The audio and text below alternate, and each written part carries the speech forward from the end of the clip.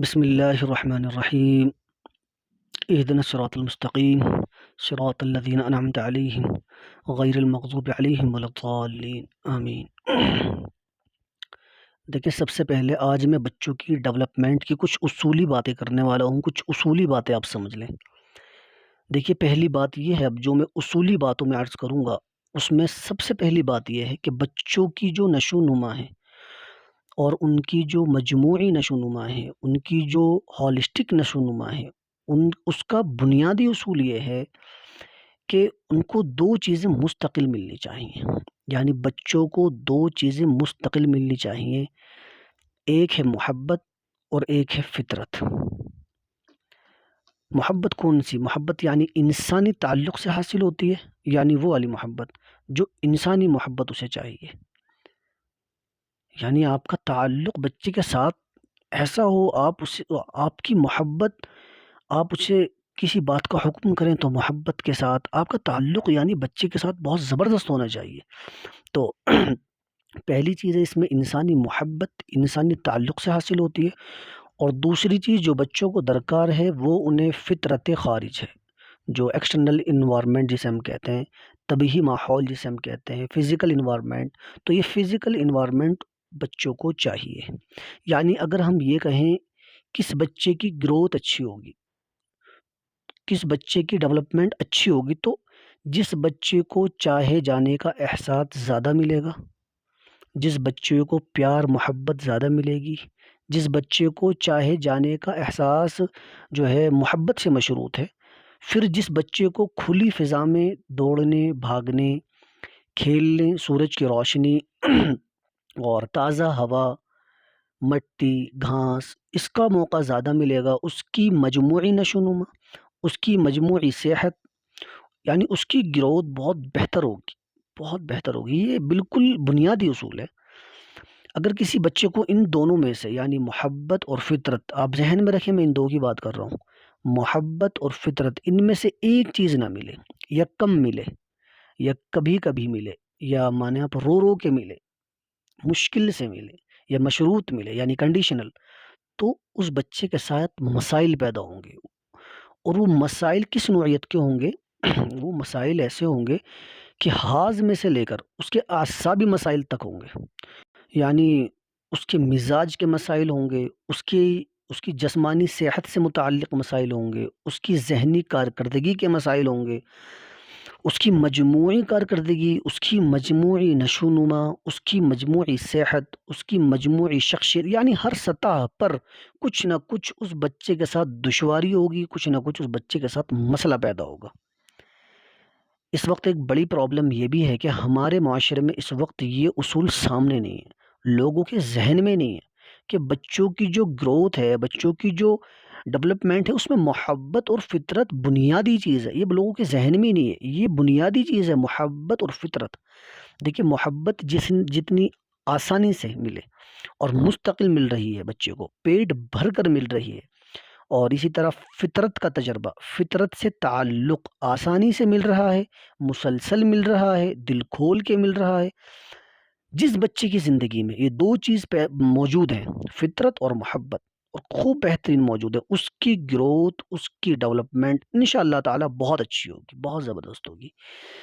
تو پرابلم یہ اس وقت ہوا ہے کہ محبت اور فطرت دونوں کا ملنا اس وقت بچوں کے لیے دشوار ہو گیا ہے، اس کا حصول دشوار ہو گیا ہے۔ اللہ حفاظ فرمائے۔ اور آپ دیکھیں گے جیسے جیسے میں چائلڈ ڈیولپمنٹ سے متعلق کچھ اصولی باتیں کروں گا، آپ کو اندازہ ہوگا کہ اسکرین کے پیدا ہونے کے بعد سے آپ خود اندازہ کریں گے، کر سکتے ہیں کہ جو نیچر کے اندر وقت گزارنا تھا بچوں کو، وہ کتنا کم ہو گیا ہے، وہ کتنا کم ہو گیا۔ یعنی جس کو سب سے زیادہ ہم چاہتے تھے، یعنی جس کو سب سے زیادہ چاہتے تھے، اس کے ساتھ بھی آئی کانٹیکٹ کا ڈیوریشن مختصر ہوتا جا رہا ہے۔ بات سمجھ آ رہی ہے؟ اس لیے کہ ہم لختے جگر پہلے بچے کو کہتے تھے، اب لختے جگر ہمارا کوئی اور ہے، اب لختے جگر کوئی اور ہے۔ یعنی لختے جگر اسے کہتے ہیں جس کو ہر 5-10 منٹ میں دیکھنے کا دل چاہے، کہاں ہے، پریشان ہو جائیں، جس کو ہر 5-10 منٹ میں دیکھنے کا دل چاہے۔ اب سمجھ رہے ہوں گے میں کس کی بات کر رہا ہوں۔ تو پہلے ہم بچے کو لخت جگر کہتے تھے، اب لخت جگر ہمارا کوئی اور ہے، اور اس کو بالکل جگر کے قریب ہی رکھتے ہیں نا، اس کو دیکھتے رہتے ہیں۔ یہ نہ بھی دیکھے تو ہر 5-10 منٹ میں اسے دیکھنے کا دل چاہتا ہے۔ اچھا، پھر اس کے نتیجے میں جو نسل پیدا ہو رہی ہے اس کو ہم کیا کہیں گے؟ اس کو ہم افیکشن ڈیفیسٹ، یعنی محبت کا فقدان، محبت کی قلت، محبت کی بھوک، اور نیچر ڈیفیسٹ، یعنی فطرت کے اندر جتنا فطرت کو محسوس کرنا تھا، جتنا فطرت میں ہمیں رہنا تھا، بچے کو فطرت کے ساتھ جتنا ہمیں اس کے ساتھ ٹچ میں رکھنا تھا، یعنی جو تازہ ہوا، کھلا آسمان، سورج کی روشنی، مٹی، گھاس، پودے، پرندے، یہ جو فطرت کے ایلیمنٹس ہیں، ان کو سمجھنے، ان کو دیکھنے، ان کے جھرمٹ میں رہنے کا جو موقع اس بچے کو ملنے چاہیے تھا وہ اسے نہیں ملا۔ دیکھیں، اگر کوئی انسان نئے ماڈل کی گاڑی کو دیکھتا ہے، آپ بات غور سے سنیں، نئے ماڈل کی گاڑی کو اگر کوئی انسان دیکھتا ہے تو اس کے دل میں کس چیز کی تمنا پیدا ہوتی ہے؟ اور جب وہ بادلوں کی بدلتی ہوئی شکلوں کو دیکھتا ہے تو وہ ایک بالکل مختلف سے احساس دوچار ہوتا ہے۔ ہم؟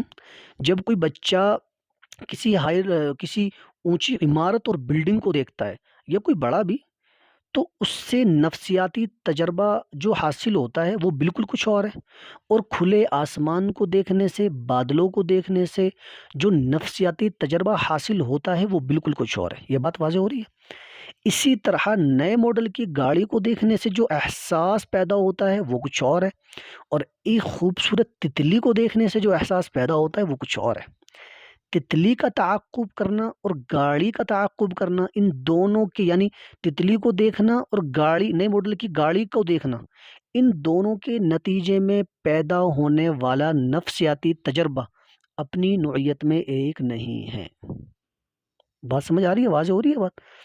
تو فطرت ہماری نشو و نما کے لیے جو انتظام کرتی ہے وہ بہت اہم ہے، وہ بہت اہم ہے۔